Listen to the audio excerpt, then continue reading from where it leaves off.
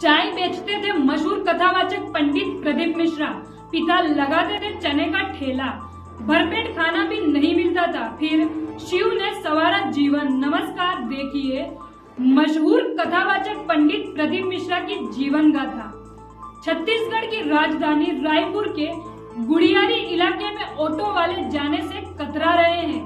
Traffic jam इतना है कि 500 फीट की ऊंचाई से ड्रोन तस्वीरें लेने पर सिवाय भीड़ में लोगों के सिर के अलावा कुछ नजर नहीं आ रहा। गलियां खचाखच गाड़ियों की पार्किंग से फुल है। सैकड़ों वॉलंटियर और पुलिस के जवान व्यवस्था संभालने में लगे हैं। गुड़ियारी के दही हांडी मैदान में पंडित प्रदीप मिश्रा की शिव पुराण कथा का आयोजन किया जा रहा है। यहाँ रोज 2 लाख से अधिक लोगों की भीड़ हर दिन जुट रही है। यह कथा 13 नवंबर तक चलेगी। कथावाचक पंडित मिश्रा को सुनने रायपुर में देश भर से लोग जुटे हैं। कैसे प्रदीप मिश्रा बने कथावाचक पंडित प्रदीप मिश्रा? अपने सफर की कहानी खुद उन्होंने बताई है। शुक्रवार को जब पंडित प्रदीप मिश्रा मीडिया से मुखबिर हुए तो अपने जीवन और शिव भक्ति से दिलचस्प बातें बताई हैं। मध्य प्रदेश के सीहोर में जन्मे पंडित प्रदीप मिश्रा अपने शुरुआती जीवन के बारे में बताते हैं कि उन्होंने कहा, मेरा जन्म घर के आंगन में तुलसी की क्योरी के पास हुआ था, क्योंकि अस्पताल में जन्म के बाद दाई को जो रुपये दिए जाते थे उतने भी हमारे पास नहीं थे। मेरे पिता स्वर्गीय रमेश्वर मिश्रा पढ़ नहीं पाए, चने का ठेला लगाते थे। बाद में चाय की दुकान चलाई। मैं भी दुकान में जाकर लोगों को चाय दिया करता था। पंडित प्रदीप मिश्रा ने बताया, मेरा कोई लक्ष्य नहीं था। मैं दूसरों के कपड़े पहनकर स्कूल गया, दूसरों की किताबों से पढ़ा। बस यही चिंता रहती थी कि पेट भर जाए और परिवार को संभाल ले। भगवान शिव ने पेट भी भरा और जीवन भी संवारा है। हमें याद है बहन की शादी का जिम्मा था। मुझे याद है सीहोर के एक सेठ की बेटी की शादी हुई तो भवन में डेकोरेशन था। हम उस सेठ के पास हाथ जोड़कर कहने गए थे कि वो अपना डेकोरेशन रहने दे ताकि इसी में हमारी बहन की शादी हो जाए। पंडित प्रदीप मिश्रा ने बताया कि सीहोर में एक ब्राह्मण परिवार की गीताबाई पराशर नाम की महिला ने उन्हें कथा वाचन बनने के लिए प्रेरित किया था। वो दूसरे के घरों में खाना बनाने का काम करती थी। मैं उनके घर पर गया।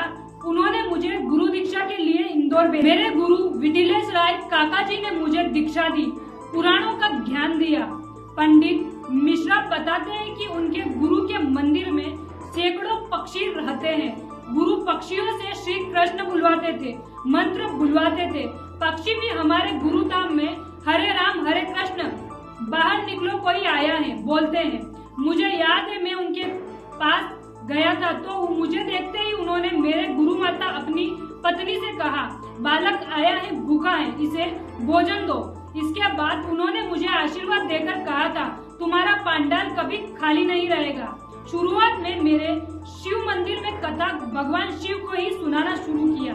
मैं मंदिर की सफाई करता था। इसके बाद सीहोर में ही पहली बार मंच में कथा वाचन के रूप में शुरुआत की।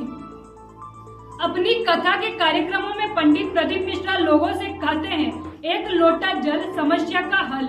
इसके बारे में उन्होंने कहा, शिव बाबा की कृपा होती है जल चढ़ाने से। माता पार्वती भी उन्हें जल चढ़ाती थी। भगवान गणेश जी भी। भगवान राम जब अयोध्या से निकले और जहाँ जहाँ रुके शिवलिंग बनाए और जल चढ़ाया। जल का महत्व ये है कि हम अपने हृदय भाव भगवान को अर्पित कर रहे हैं। हृदय में शिव का ध्यान करके जल चढ़ाइए और अपनी समस्या भगवान से साझा करिए। हमारे यहाँ शिव पुराणों में कमलगट्टे के जल का प्रयोग बताया गया है। इसे शुक्रवार के दिन भगवान शिव पर चढ़ाए, इससे लक्ष्मी आती है और आरोग्यता रहती है। शिव कर्म करने कहने हैं। पंडित प्रदीप मिश्रा ने कहा, भगवान शिव कर्म करने को कहते हैं। हम अपनी कथा में भी लोगों से यही कहते हैं कि कर्म करिए और विश्वास के साथ भगवान शिव की आराधना करें। भगवान शिव ने अपने पुत्रों को विष्णु की तरह वैकुंठ और रावण को दी गई सोने की लंका नहीं दी, उन्होंने उन्हें भी कर्म करने दिया।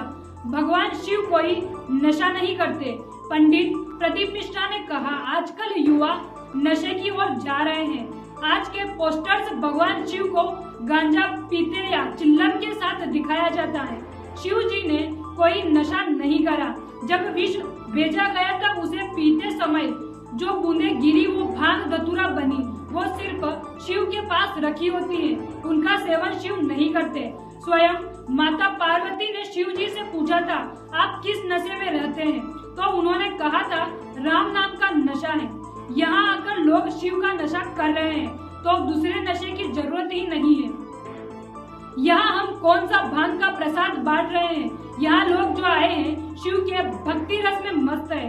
पंडित प्रदीप मिश्रा ने कहा, कोई बेल दे रहे हैं, बबूत दे रहे हैं या चमत्कार प्रकट करने का दावा कर रहे हैं तो ये अंधविश्वास है। कोई कहता है जमीन में से सोने से भरा हंडा निकलेगा तो मैं खुद कहता हूँ, भाई मुझे भी बता दो कहाँ से निकलेगा। ये सब अंधविश्वास है। आस्था में अंतर है। आस्था में अपने किसी के प्रति काम किया, आपके प्रति विश्वास बढ़ गया है, ये आस्था है, दिखावा नहीं। हम तो कहते हैं घर के करीब शंकर का स्मरण करो, दूर जाकर शिवालय श्रेष्ठ समझकर वहाँ पूजा करने से लाभ नहीं है। अपनी आस्था में अपने आसपास के शिव को महसूस किया जा सकता है। अधिक जानकारी के लिए देखते रहिए हमारे साथ MP7 न्यूज।